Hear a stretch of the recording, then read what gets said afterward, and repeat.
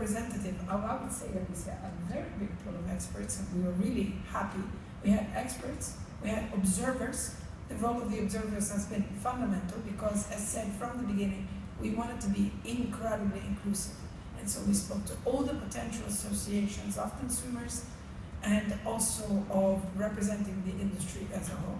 And here we have Professor, can I call you that? Full Professor of Tourism Law at the University of the Republic of Uruguay and advisor at the Observatory of Tourism Law for the Ministry of Tourism of Uruguay. Julio, creo, no sé si tus palabras van a estar en inglés o en español. Yes, I have a lot of faith with my English, but I have my notes here. Fantastic. Okay, thank you very much, Julio. It's a pleasure. No, my English is not good. I speak Spanish, French, and Portuguese. I have a lot of faith, really. That's I have my little note here. I'm going to extract a small concept from my last presentation for a small legal conclusion in 4 minutes only.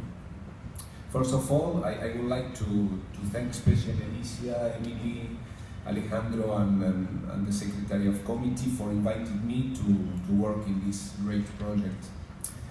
The COVID has had a major impact on tourism, the sanitary condition of the population, impact on the tourist psychological condition too, on tourist confidence and perception of tourism.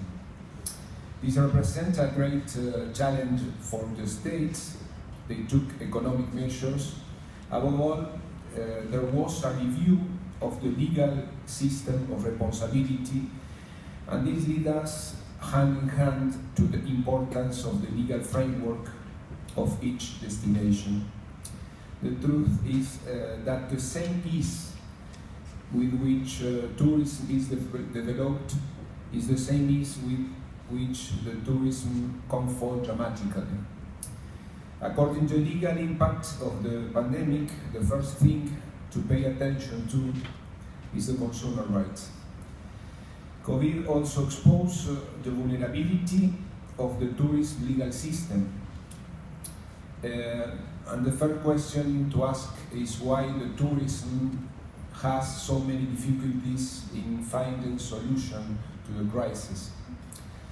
Maybe the complex and intangible product, the enjoyment of the illusion of a future time, but also because tourism is undergoing a complex transformation where the system of responsibility must be emphasized.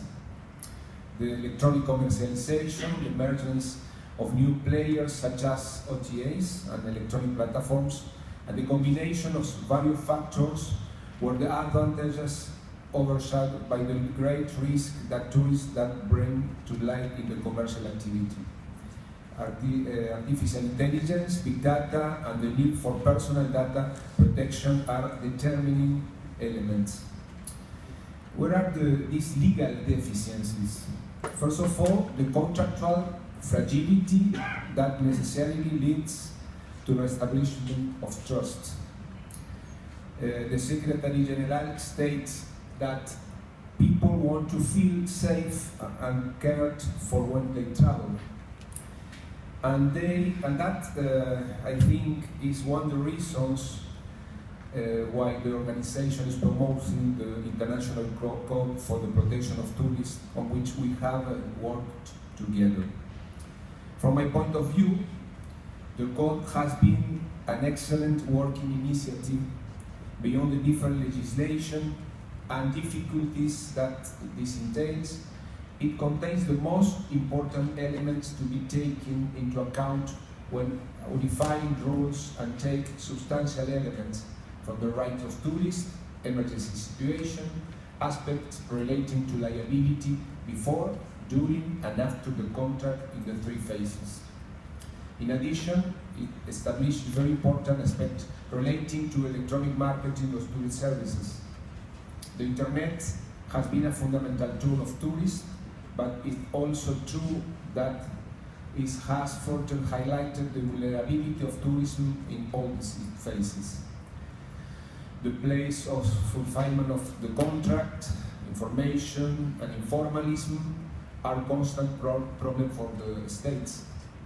Guarantees are another important aspect of the code where countries are able to implement performance guarantees.